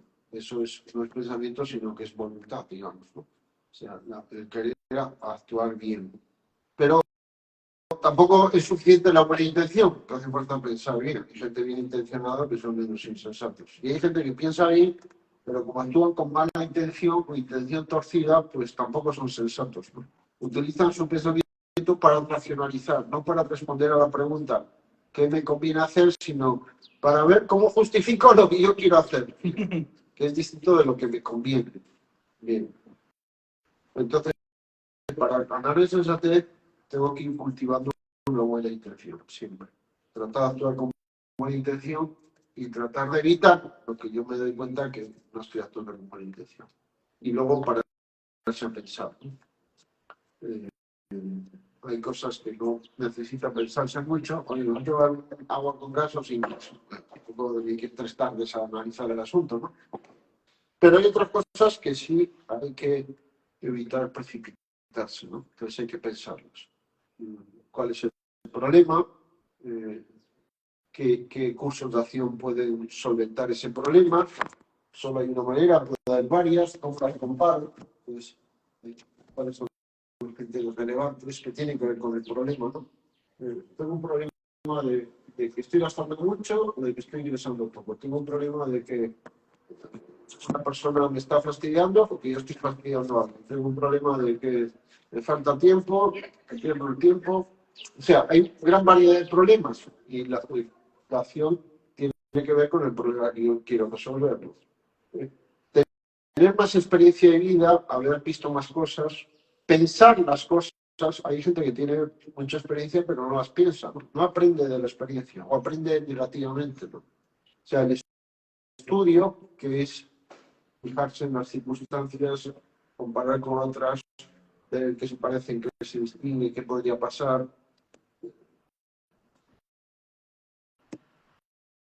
Esto es largo, pero hacerse estas preguntas, pedir consejo, escuchar, pedir opinión, escarmentar de cabeza ajenas, pensar qué pasaría si no hago nada, o qué pasa, puede salir esto mal, qué pasaría si sale mal, hay riesgos, no hay riesgos. Todo esto son preguntas pues, que pueden ayudar a reducir el riesgo de equivocación, ¿no? Hay gente que es muy ingenua, tiende a confiar en todo el mundo sin fundamento. Hay gente que es lo contrario, desconfía en todo el mundo sin fundamento también. Hay sesgos inevitables, ahora están muy estudiados, ¿no? Es fácil encontrar pues, estos sesgos en los que podemos incurrir, ¿no? Cuando se trata de decisiones, pues, yo no sé, invertir, casarse, ahora parece que había unido con las bitcoins, un determinado presidente, pues, al parecer, no sé, pues, indujo, pues, porque confiaban en él, parece que había invertido no sé qué, indujo a mucha gente a pensar que invertir en esas criptomonedas, pues, y parece que se han caído, entonces hay gente que ha perdido dinero, entonces le echan la culpa, no sé qué tal. Y dicen, bueno, pero es que yo confío porque si no sé qué tal, pues, parece una falta de sensatez, ¿no? Me acuerdo del caso de una... Yo aquí en Lima hace unos años, yo leí un reportaje periodístico, ¿no?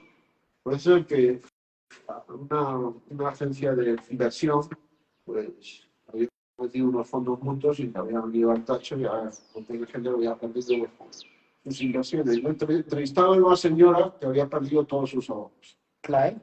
No era Clay, esto ha sido hace no mucho, 3, 4, 5 años. Entonces, entrevistaron a un exministro de Economía que había invertido y había perdido. Entrevistaron a una señora que había invertido y había perdido. Entonces, esta señora perdió todos sus ahorros. Sus ahorros no sé si eran $50,000, todos sus ahorros, o sea, para su jubilación, qué sé yo. Entonces, me preguntaron a la señora, pero ¿y usted por qué invirtió? Entonces la señora dijo, bueno, es que el muchacho que llevaba el fondo era hijo de una amiga suya. Entonces parecía un muchacho que había estudiado, inteligente y no sé qué. Además, ella no entendía mucho de estas cosas, ¿no? Pero se fiaba de que el hijo de su amiga. Y además, supo que había invertido un exministro de Economía. Entonces dice, bueno, si es ministro, o sea, esta cosa ha invertido, pues yo también. Entonces, bien, y partió todo. Entonces le preguntaron al exministro de Economía. Y el ministro dijo, bueno, también estaba fastidiado porque había perdido plata. Pero dijo el exministro, quizá le preguntó algo parecido, no recuerdo los detalles, pero el ministro de Economía dijo, bueno, pero yo no he invertido todo el mis ahorros en esto. Invertí una plata, pues todo el mis ahorros, ¿no? Claro, se invirtió porque tenía la esperanza de ganar, pero es distinto invertir todos tus ahorros que invertir un 10%. Si inviertes un 10% y lo pierdes, te va a doler. Pero no te va a doler lo mismo que si has invertido 100%.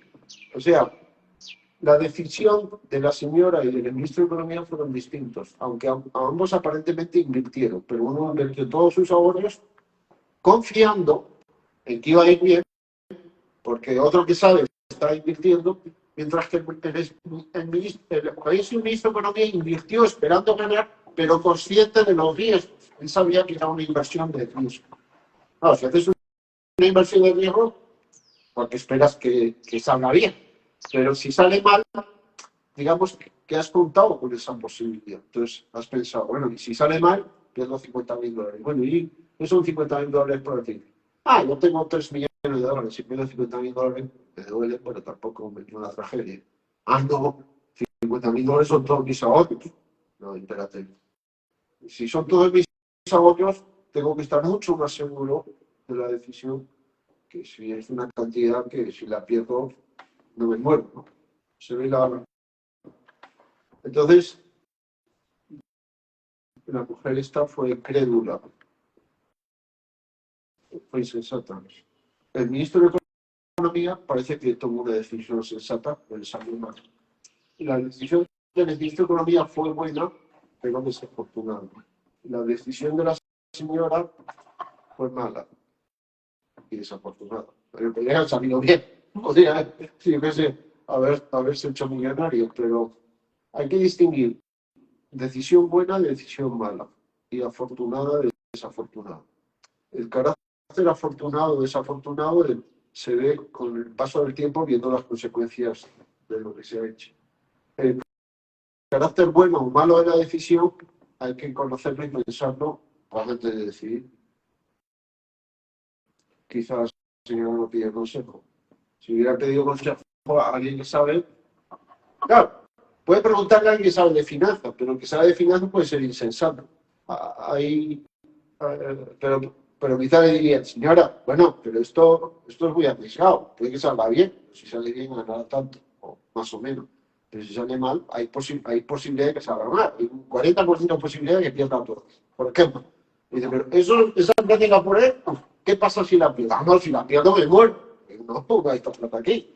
Entonces, ponga $1.000, no, para jugar. Una cosa es comprar una lotería y otra cosa es invertir. La lotería es tirar la plata al caño. No, la lotería no ganas. Bueno, un ejemplo del día a día, una buena decisión, si que vas a ir a tu casa, tienes dos caminos, uno por donde roban normalmente y otro donde no se ve que roban demasiado. Una buena decisión es ir por el camino más seguro y una mala decisión es ir por el inseguro. Un resultado afortunado es en los dos que no te roben y desafortunado es que te roben incluso en el que es seguro, ¿no? Y también puede ser una mala decisión. Vas por el peligroso y resulta que te sale bien. No te pasa. Y es una decisión afortunada. Y es mejor dicho, una consecuencia afortunada. Porque Afortunadamente, no. A pesar de que has sido negligente quizás con lo que estás haciendo. Bueno, para asumir un riesgo tiene que haber razones ponderadas para asumir el riesgo. A veces hay que hacer una acción arriesgada, pero porque tengo buenas razones para asumir ese riesgo. Y en ese proceso de, más allá de la buena intención, que es la primera parte de la sensatez, en eso de pensar y pedir consejos, hay que también valorar, ¿no? ¿Qué es lo que es más valioso a la hora de tomar la decisión? Como en ese caso, que era más valioso conservar a un trabajador o de pronto ver si acaso alguien me estaba robando, ¿no? Sobre el caso de Rodrigo. En caso de... De... no, pero en ese caso no lo conocen, no, ya están escuchando esto. Bueno, pero en el caso de que... Esto lo vamos a ver más adelante, cuando veamos, vamos a ver las certezas y lo que está en la página 59. También se hace un juicio de valor. ¿Vale? En la página 59 se trata el tema de certezas y la... 59. Entonces, sensato también hay que saber valorar las cosas. La sensatez es la sabiduría. La sabiduría tiene que ver con saber y tiene que ver con sabor, ¿no? O sea, la persona sabia le sabe las cosas tal como son. O sea, cuando come una cosa dulce, se da cuenta que es dulce. No confunden los sabores y los olores, ¿no? Sabe saborear. Cosa buena implica de las malas, ¿no? De la persona sabia. El conocimiento teórico, un joven puede ser muy buen matemático. Pero es difícil que sea un buen filósofo y que sea un buen directivo. En cambio, una persona de 70 años, pues si ha ido aprendiendo durante la vida, puede ser sabio. En cambio, un joven es difícil que sea sabio. El principio, o sea, que sí, ¿no? Por eso, a la hora de pedir consejos, mejor pedirle a alguien que ha visto mucho, que ha vivido mucho y que es sensato. Hay gente que ha vivido mucho, que ha visto mucho y son los insensatos.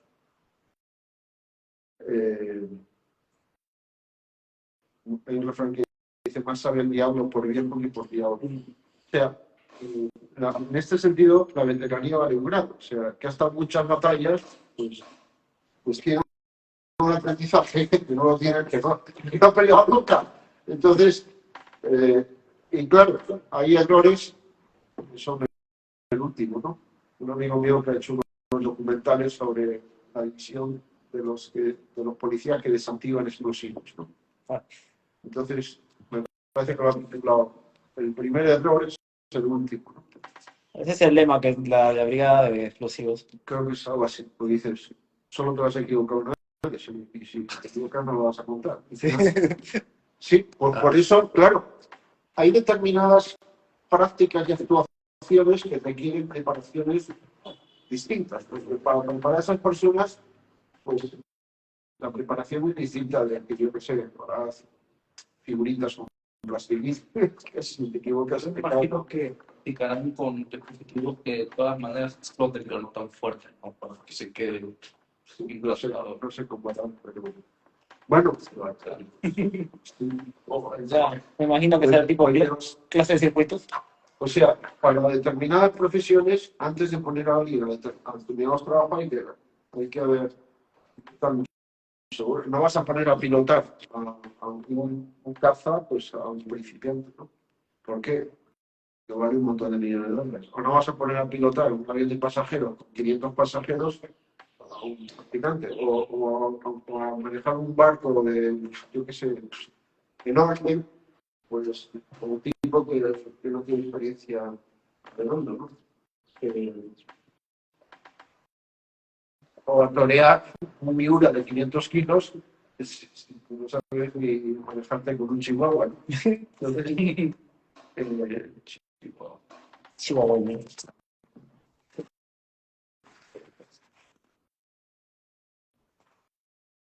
bueno, luego estas cosas, Alejandro, estas cosas no las habías oído. Este tema es muy bien. Este tema es muy bien. Así es. Bueno, vamos al capítulo 4. Estamos en el capítulo 4. Guau. ¿Tú qué opinas, Ale?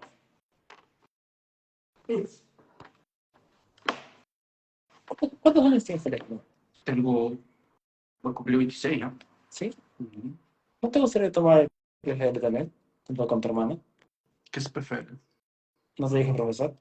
Ya, ese... Sí, arriba el programa, espérate. Ya, es el programa Futuros Líderes, del que hace el profesor Manuel Alcázar, que se trata acerca de aprender primero conceptos básicos como qué es una persona, cómo dirigir apropiadamente y todo lo que conlleva eso, ¿no? O sea, como dije, le expliqué a Ana, es como una mini maestría de gobierno de organizaciones que solamente se trata de cómo dirigir bien, cómo gobernar, ¿no? Y te enseña todos los aspectos teóricos de todo eso. Bueno, dura 16 sábados. Ya, empieza en abril, creo, o marzo, abril, por ahí está, pero ya, fecha todavía por... eh, y ya lo pueden tomar los dos, si quieres Javiera y tú lo pueden tomar. A ver, así me lo he comentado, sí. Ajá. Y se da en varias sedes, pero ahorita lo están haciendo en el laboratorio Babó, ahí al lado de Pardo, Ah, ya, guardo. por el frente de la Embajada de Brasil. Muy, muy bueno, pero el profesor ahí siempre está mosqueando, dando por ahí, dando vueltas, y los expositores son muy buenos. O sea, y los temas son bastante diversos. Te gustaría un montón, ¿no? Ya, bueno, ya acabó el cherry. Ya acabó el cherry.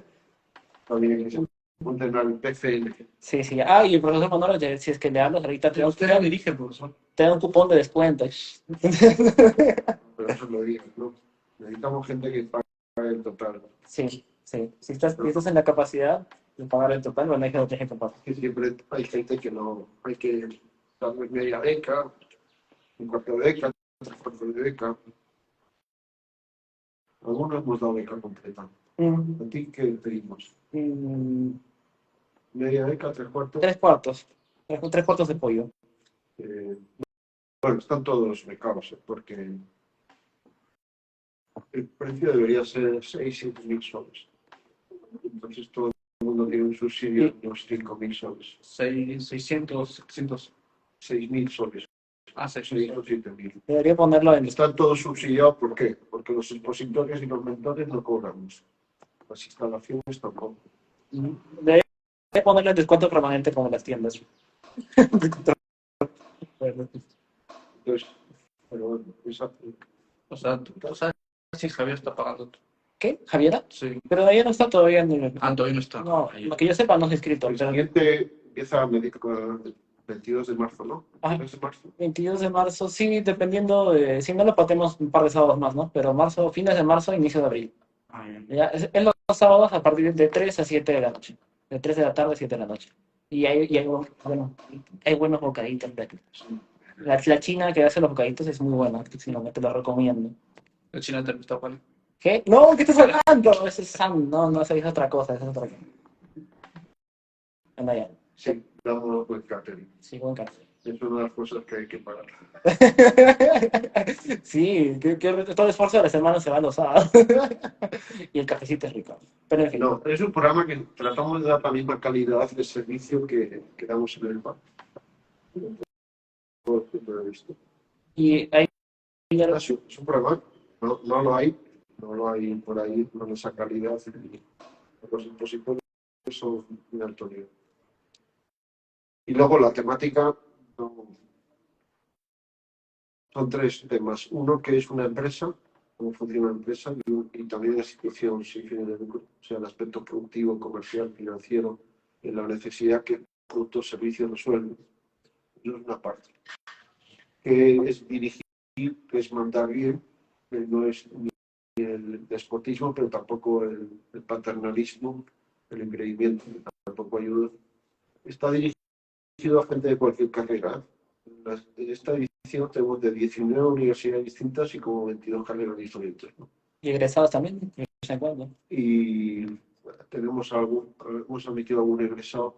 Y el tercer tema es entender qué es una persona, cuáles son las necesidades que tenemos, que no solo tomarse whisky debajo de una palmera, el valor de la amistad, la gestión de la trayectoria profesional, el manejo de la plata personal, el propósito de vida, el tema el tema de la pareja, el enamoramiento, noviazgo, matrimonio,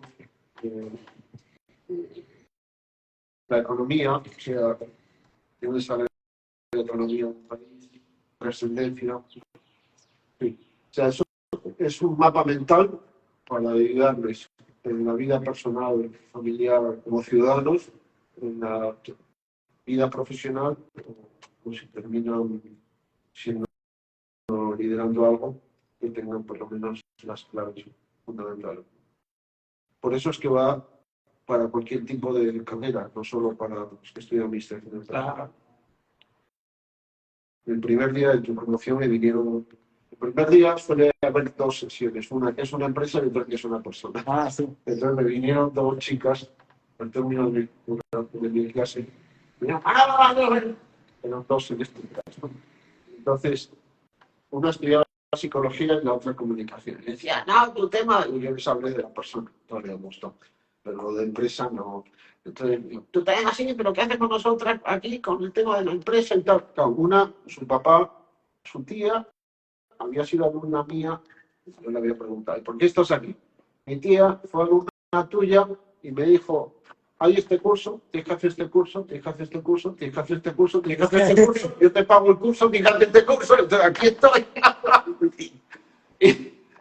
Y la otra, su padre era amigo mío, ¿no? Entonces le dije, bueno, pues nada, les guste o no les guste, van a tener ustedes trabajando en una empresa o en una organización. Entonces, si ustedes entienden un poco de qué va esto, pues al menos sufrirán menos, porque entenderán un poco más las cosas que pasan. Y luego, aunque no haya nadie que tenga la de mala suerte de tenerlas a ustedes como jefas y terminan siendo jefas de algo, van a tener jefes, les guste o no les guste. Entonces, si ustedes entienden un poco más esto, también sufrirán menos. Y con esto parece que se quedaron un poco más calmadas, ¿no? Bueno, luego me gustó mucho. O sea, fueron con ganas de pelear de todas maneras. Sí, estas dos eran peleosas. Buenas. Una de ellas me dijo su papá y su mamá, no conozco nadie, me dijo, mira, mi hija es una fregada, es súper crítica. En todas partes donde está, siempre critica esto, lo de aquí o más allá. De este curso venía todos los sábados contenta, que si el profesor, que si el tema, feliz. No ha criticado nada. No sé qué han hecho. No sé qué han hecho. Pero estaba feliz con todo el curso. Entonces, nosotros es un voluntario colaborador. Sí. Con el... Accionista. Me parece que la inversión no va a resultar muy rentable. Y bueno, sí, anímate, con Javier también, te cuento más puntos si quieres, no sé cómo hacen, y trae tus amigos. Sí, necesitamos ayuda con la difusión. Ahora voy a hablar con Dana también para que nos ayude un poco. Dana Maya. Ya quería verla en persona. Fui para que hablaba con ella. En fin.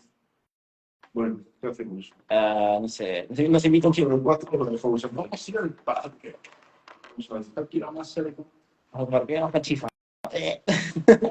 Como peripatéticos. ¿Qué cosa? Sí, estoy calor, estoy pensado. Sí, ya. A ver, Ahí toma, para. ¿qué hacemos con esto? Está súper. Sí, no sé si es que ese es la no tengo ni idea, no recalienta, o la funda. Así es, fíjate. Pues nada, nos despedimos ya. A ver, no hay que cambiar esto. Pues ya nos vamos. Hasta la próxima. No sé si han hecho comentarios o no. No sé, se han perdido. No he visto ninguna pregunta. Las personas, o sea, se envían hasta 20 personas, pero... Ahí a 33 personas se unieron. Se entraban y salían. Había solicitudes para entrar. Voy a aceptar. Sí, pero ya, eso bueno. Yo sabía algunas. Bien. No sé exactamente cómo es, pero... ¿Cómo se deja de grabar? Debería... Simplemente tipo de aplicación. El X, ¿no?